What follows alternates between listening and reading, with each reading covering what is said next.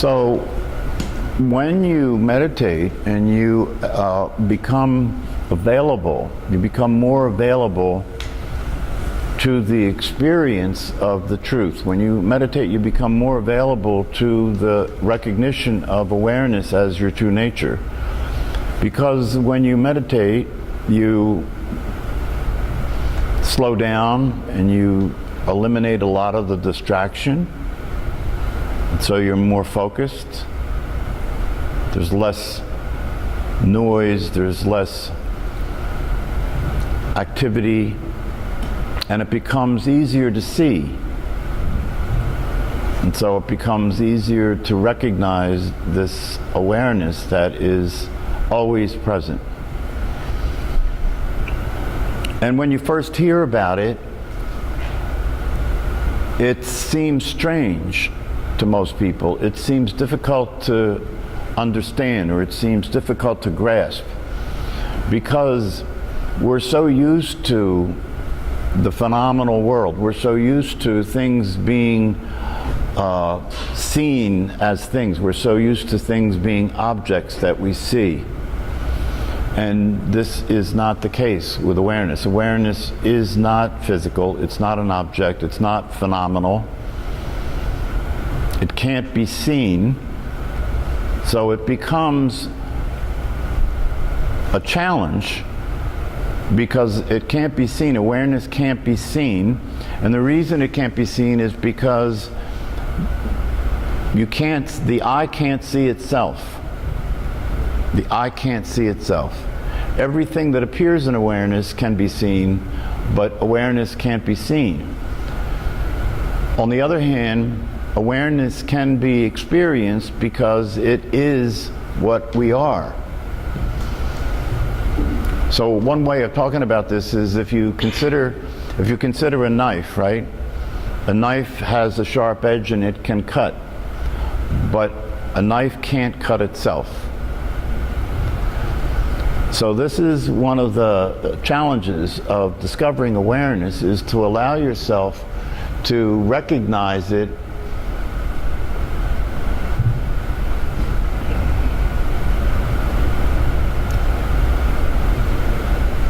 without being able to see it, and to recognize the fact that when you're aware of awareness, it's actually awareness aware of itself, because the you that we normally consider to be the one that would be aware of awareness, or the one that knows,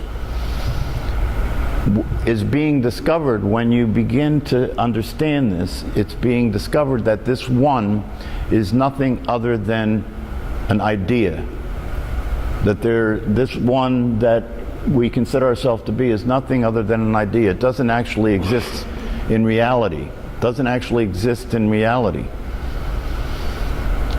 When we notice that the thoughts, we're not thinking thoughts, right? That thoughts are just appearing in the mind, right? When you notice that you're not thinking thoughts, one of the thoughts that we have been thinking is the thought of I, me, and mine. You know, we think I, me, and mine.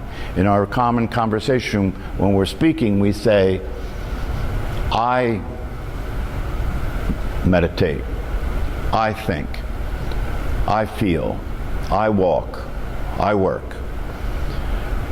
And this I that we speak of is it is a belief that is established through our thinking, right? So if you think you're the thinker, then the thoughts imply that you are real. Do you follow this? If you think you're the thinker, and this is a habit that you have, because I think, therefore I am. This is what Descartes said, right? I think, therefore I am, right? He said that because this is the way it appears. If there are thoughts occurring, and my way of seeing these thoughts is that they're my thoughts, I'm thinking these thoughts, then that must imply that I exist. The same thing is true with activity, you know? If I have feelings, right? If I have feelings, then the feelings imply that I exist. But in reality, just like thoughts, feelings happen by themselves. You don't decide to be angry, do you? You don't decide to feel the feelings you have. They happen. Just like thoughts, they happen. So you see, the feelings are not coming from you, nor are the thoughts coming from you, and therefore they don't imply that you exist. This is very important to come to an understanding about. And then the other thing that happens is, because we take action, because we consider ourselves to be the doer, that we do things in life, when things happen, when we take action, we believe that the action implies our existence, right? I acted. I did what got done, right? I did the work. But you see, if you examine this closely, while it may be the case that actions happen, just like thoughts happen and feelings happen, there is nothing about that that actually proves the existence of who you consider yourself to be. So one of the things that becomes possible through meditation, and this is one of the reasons that meditation was utilized in its inception, was by sitting still and slowing down, it becomes possible to see things more clearly, to be able to see that this you that you're being, this person that you're being, doesn't actually exist. It has no existence in and of itself, is what I mean. It has no existence in and of itself. Its existence is a belief. Its existence is implied. And we are so much in the habit of believing this and perceiving ourselves this way and sharing this perception between ourselves that it's unquestioned. It's unquestioned. People aren't walking around asking, what am I? People aren't asking that question. That's an answered question. You know, when you come up in society, when you are conditioned as a child, you learn what you are and you don't question it. You get a name, you're shown your body in the mirror and you're told that's you. And as you acquire language and the thought process begins to occur in your mind, this all naturally comes together in such a way where it appears to be the case that you exist. And as I said before, this also begins to be the problem, because this experience that you're having of yourself as existing is completely unstable and inconsistent. And so it has to be reinforced constantly. You have to keep reinforcing your own existence. You have to keep remembering your own existence. You know, I keep repeating this, but it is worth repeating, and that is that we know for a fact that people who have had head injuries and had retrograde amnesia, where they have no memory, right? They don't know who they are. If they don't know who they are, it has to be the case that the way they knew who they were was that they remembered. Yes? Has to be the case. And if that's the case, it also has to be the case that the way you know who you are is you remember who you are. And that makes it obvious that who you are doesn't inherently exist. When you look in the mirror, right, you recognize yourself, yes? How do you do that? See, we never stop and look at this. How do you recognize yourself when you look in the mirror? Remembering. You remember. That's the same face that I saw yesterday, right? But somebody that has amnesia, when they look in the mirror, they don't know who that is. Somebody who has Alzheimer's, right, when they look in the mirror, they don't know who that is. They don't know who other people are either. And what is Alzheimer's? It's a memory loss, yes? So it's very important to understand this, that who you are is a habit. Who you are is a habitual remembering that that's what you are. And that remembering of it is an attempt to experience yourself as a consistent, long-lasting identity that experiences time, right? But in reality, your actual experience is that it's never consistent. Your mind's changing all the time. Your feelings are changing all the time. So there's nothing that's consistent. Everything is changing all the time. There's nothing consistent. No wonder people are anxious, right? No wonder you're anxious. How could you not be anxious? You know, how can you not be anxious? The reason you're so anxious, the reason people are so anxious is because they don't know who they are, and they don't know they don't know. So they're suffering from this constant change. Moods come and go. Thoughts come and go. Feelings come and go. And there's this underlying fear that's always there. There's this underlying fear that's always there. And the fear that's always there is the fear of not existing. You could say, call it the fear of death, right? The fear of not existing. I say that the reason that underlying constant fear and anxiety exists is because people are walking around without having a solid, consistent, secure experience of themselves, and therefore, of course, you're afraid that you don't exist. And in reality, who you consider yourself to be doesn't exist, so you should be anxious. And that's the experience you're having. You're actually having the experience that you don't exist, right? Because the experience that you're having of yourself has no stability. It's constantly changing all the time. So where is the you here? And on some level, that's something that people know. So there's this kind of subtle underlying anxiety, this apprehension, you know, about not only what's going to happen next, but what's going to happen with me next. Who am I going to be when I wake up tomorrow? And for the most part, that becomes a drag, right? For the most part, people start to experience themselves as somebody that they wish they could get away from, right? You start to want to get away from your own experience. You start to want to get away from your own thought process, right? Because you're driving yourself crazy. You want to get away from your own experience of emotions because they're uncomfortable. And you go through confusion, and you go through upset, and you go through all kinds of difficult experiences. This is what drives people to get to the point where they take their own lives. And when they take their own lives, it's important for us to notice that many of the people that take their own lives has everything that most people think they would need to be happy, yes? So why are they killing themselves, right? They're killing themselves because with all that they have, they're still anxious and apprehensive because their experience is so inconsistent and unstable, and it drives them crazy until they want to get away so bad that they kill the host. They kill the body to try and get away.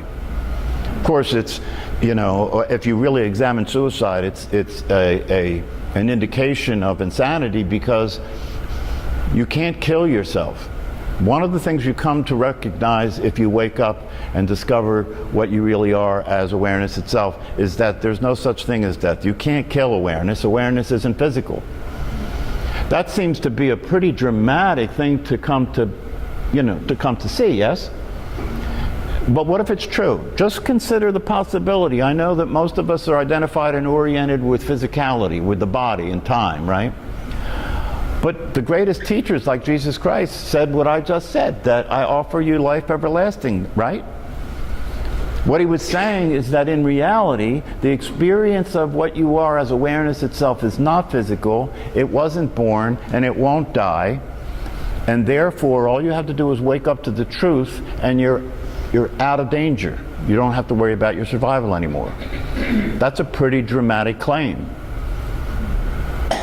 And yet, you can't argue with experience. If the experience that you have of awareness itself, and if the experience that you have as awareness itself is the experience of what you are, and that awareness is not physical, see, these are the facts, right? This is not a belief. What you believe about yourself is a belief that there's no evidence for. But the facts are that the awareness that you are is not physical. Does anybody not see that? If the awareness that you are is not physical, then it's not time-bound. The body is a time body. We know this, right? You can see it aging and you know it's going to go, right? But that which is not physical is not subject to the laws of time or the laws of physicality. So as much as it may seem strange and not consistent with what you have believed to be the case, what if it is true? What if it is true that if you really made the transition and the transformation, and you really got to the place where you were experiencing what you actually are as awareness consistently, and you knew yourself to be that, what if it's true that if that was the case, you'd be free from death itself? I mean, I'm just suggesting to you, right, that if that's a possibility, wouldn't it be a worthwhile adventure? Especially given that the evidence is clear, that the evidence is there that that's the case. Irrefutable. It's irrefutable evidence that that's the case, and yet most people ignore it. That's what's called ignorance. The reason people suffer is because they're ignorant. What's that mean? It means they're ignoring reality. They're ignoring the truth about what they are.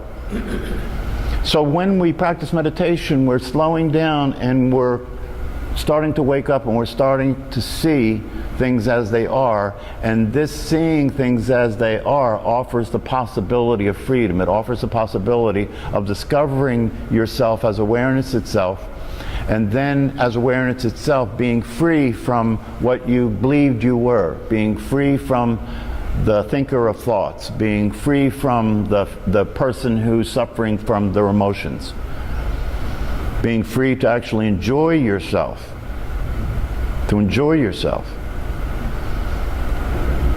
And it's a very subtle and tricky reality to come to this realization, because you can't realize, this is how subtle this is, right? This is kind of the trick of it. You can't realize that you're awareness. You cannot realize that you're awareness. Now watch, the reason you can't realize your awareness is because you're already awareness. How can you realize what you already are? In order to realize your awareness, you have to not be awareness and then realize your awareness. You see? So self-realization is not true. And yet we talk about self-realization, right? Because we have to talk about things this way, because until you wake up, we have to talk to you as somebody who's asleep and talk to you in the dream, the way the dream appears to you, so it makes some kind of sense. But in reality, nothing has to happen for you to be what you are. And the mind can't understand, the mind can't grasp that could be the case. The realization of your true nature is something that has already happened. It's already happened. What you already are as awareness itself is already happening right now in your seat, in your life. It's already happening. So there's nothing you have to do to make it happen. All you have to do is notice that that's the case and stop believing the lie. Stop dreaming. In the wisdom teachings, what they say is that who people are is they're dreamers. We're dreaming ourselves as we're the dreamt. Who people are the dreamt. And if you begin to pay attention to reality, you begin to see that these things are simply the case. It's just simply the case that you are awareness. It's not magic. For you to experience for you to experience that, it doesn't make you a saint. This is one of the things that has caused problems in the past. You know, that somebody who is awake is considered to be on a higher level than other people. That's a complete mistake. It's a complete illusion, right? The reality of it is we're all awake. You're all already enlightened. You're already awake. The only thing that this is about is for you to be able to enjoy it. That's all. It's true whether you enjoy it or not. So you can either stay locked in the prison of thought. You can either stay locked in the limited perception of everything and stay stuck in the world of emotions, or you can do what it takes to wake up and start to allow yourself to experience the truth and enjoy it. It's a very enjoyable experience. And the exercises that I sent out to you in the email are exercises that you can begin to do to break your habit, to break the habit of thinking that you're who you think you are. Simply by removing attention away from thinking right? If you remove attention away from thinking and put attention on the awareness itself and keep maintaining it, that's what this guided meditation we just listened to was saying. Remain the awareness, right? Remain the awareness. So every time attention goes to thinking, come back to awareness. Keep bringing it back to awareness, right? And what you'll do by doing that is you will break the habit. Because if you can't infer your existence as a person by thinking, right, that will eventually stop and you'll start to be aware of the truth of yourself as awareness. That's what we're practicing in meditation. You know, people really don't understand it. In meditation, the reason we're directing our attention away from thought is to break the habit of thinking who you are is a thinker. That's why we're doing that. You know, and that's not talked about that much in the contemporary presentation of meditation because, for the most part, it would hurt sales. You understand? It would hurt book sales. Because most people, when you talk like this to them, they don't understand what the hell you're talking about. What do you mean I don't exist? Right? Even if it's true, right?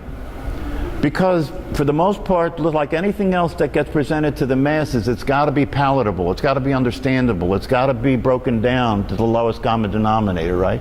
And so what we say is, the reason you should meditate is for stress reduction.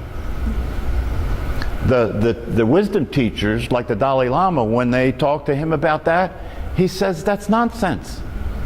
That's nonsense. Why would you use meditation for stress reduction when you can use meditation as a vehicle and as a method to wake up and realize your true nature and be completely liberated and free from suffering? Why would you just use it for stress reduction? He doesn't understand it. You know, that's because he doesn't understand economics, right? You have to be able to sell it, right? So people will buy it for stress reduction. But if you say, no, that's not what the real purpose of meditation is. Meditation is an opportunity for you to practice waking up and realizing what you really are so that you don't suffer anymore. So that's why when I teach meditation, I'm committed to teaching it for what it's actually capable of producing for you. And I invite you to consider that to be what meditation is. It's an opportunity for you to discover the truth. And as they say in the wisdom teachings, you know, the realization of your true nature is like a gateless gate. Or another way it's talked about is it's the open secret, right? And the reason it's a gateless gate is because there is nothing between you and the experience of the truth. It's there.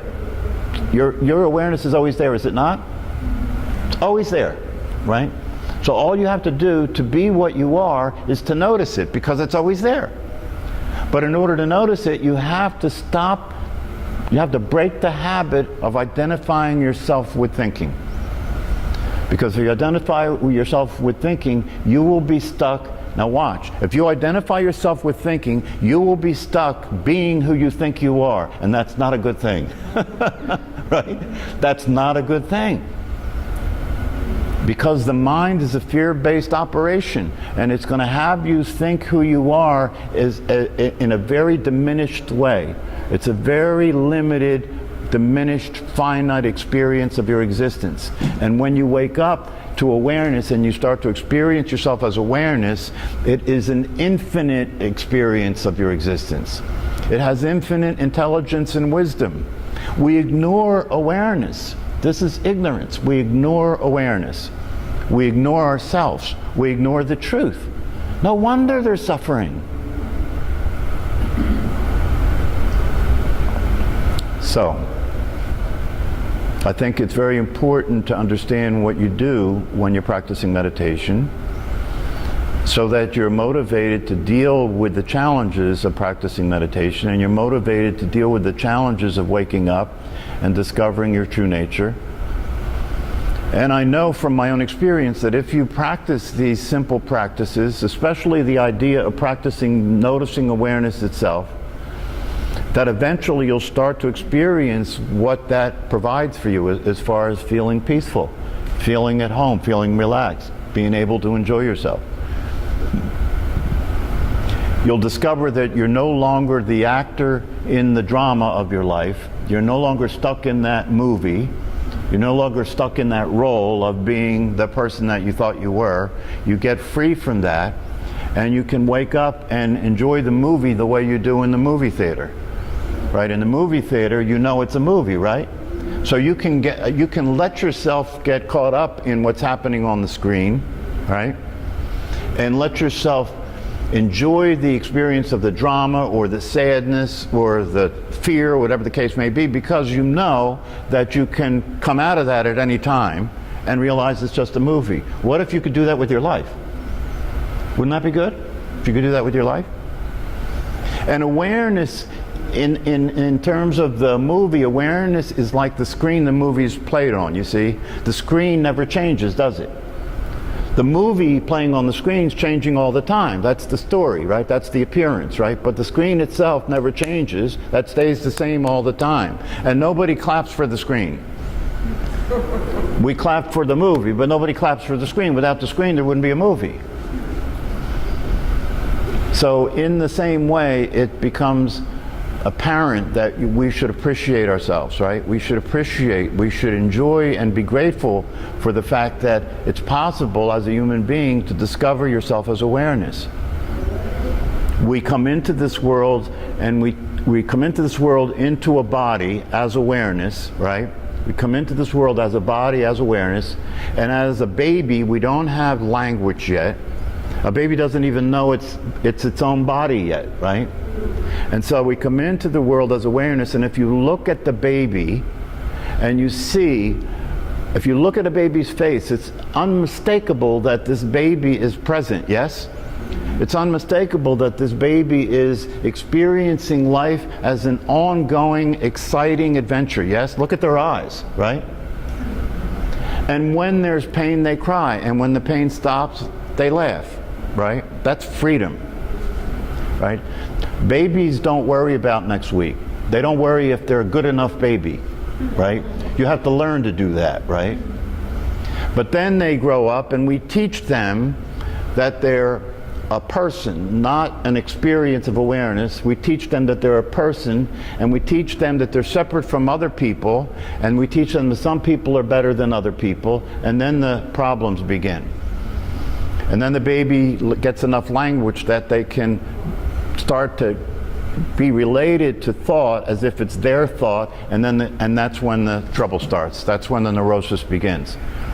And there's actually nothing wrong with that, because if you examine it, it's obvious that it's necessary. You know, a baby has to be socialized and conditioned, right, in order to communicate with other people and function in the world. So it's not that that's wrong, right? The problem is, once the baby is conditioned and gets language and is socialized, right, it gets stuck there. It gets stuck there. It doesn't come back and remember itself as awareness itself. In fact, most people die as a teenager. Right? When you really, I mean, as a psychologist, this is obvious to me that if you look at the progression, you know, many people die as a child in terms of their emotional experience, right? If you look at human behavior, most people die as either a child or a teenager. Very few people actually mature to adulthood. Because maturity means to come to the realization that although you've been socialized and conditioned in order to participate in the world, right, that your true nature is not that. That's just in order for you to be the piece on the board in the game. You have to be a piece on the board in order to play the game, right? But you're not really that. And that's the next stage of life. Baby is pure awareness. Conditioning has you become a person, and then you return to being pure awareness, right? But not the same as a baby. Now you're able to function in the world and still be pure awareness. That's the completion of the process. Most people never complete the process. So if you are here, it means that you've come in contact with the possibility of experiencing yourself as liberated, experiencing yourself as complete, satisfied, fulfilled. And then the question is, are you going to take advantage of the opportunity? Because a lot of people never come in contact with this. If you come in contact with this, the question becomes, are you going to take advantage of the opportunity? Are you going to miss your chance? Right? Are you going to miss your chance? Are you going to live out the rest of your life and be stuck in this finite, limited psychological condition that cannot provide any consistent stability or happiness? And if you don't want to miss your chance, then you have to take the process of waking up seriously. And you have to begin to practice experiencing yourself as the truth of what you are. And if you do that with consistency, eventually you'll be reborn. Eventually who you thought you were will die as a reality, and who you really are will come back to life. This is rebirth. You'll come into life and actually be available to experience life as life really is, and accept everything as it is. No suffering. Because if you accept everything as it is, there's nothing to suffer about.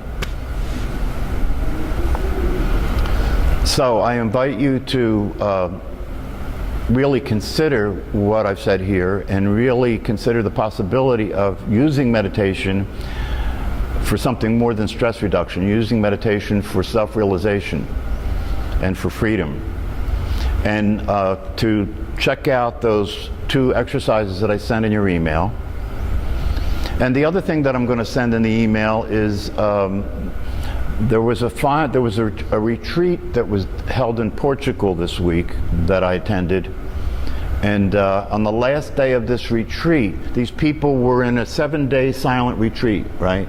And a 7-day silent retreat is an opportunity to really intensely examine reality, right? And really get free from the habit patterns. And it was very interesting because on the last day of this retreat, you hear people get up and talk about the realization of who they are and what it's like to experience that. And it's very profound. It's amazing, really, because in the beginning of the retreat, you have these people that are talking about, I don't get it, I don't understand, I'm confused, what are you talking about, like that. And then at the end of the retreat, they're standing up and they're saying, wow, wow. I realize now that I had it all the time. See, because when you wake up, what you're waking up to is who you've been all along. I realized I had it all the time, and I didn't need to do anything to have it. All I had to do was allow myself to notice that it was that way, and then everything changed. So I'm going to send the link to that the video of that final day in the retreat, and if you listen to that, if you listen to that, it will be hard for you not to see what's happening there. And if you listen to that, it'll give you some real solid evidence for what's possible. So I appreciate your coming to the class. The next class will be Tuesday here at 5:30.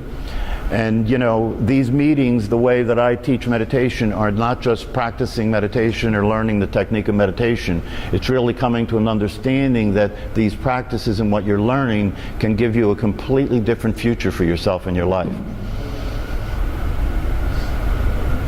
And so these meetings, in traditional teaching of meditation, these meetings are called, what are they called? Satsang. Satsang. And that's a Sanskrit word, and the word means meetings with the truth. And so I hesitate to use Sanskrit terminology because I don't want this to be confused as some religious, spiritual teaching, because it really isn't. The truth is just the truth. But I think that's a good term to use about these meetings, not necessarily the Sanskrit term, but this is really a meeting with the truth, because when we come together, if we're coming together and looking at reality and meeting with the truth and seeing things the way they are, the more we do that, the more it becomes real and possible and something that you're interested in experiencing, yes? So come back to class again. See you on Tuesday. Namaste. I'm going to forward this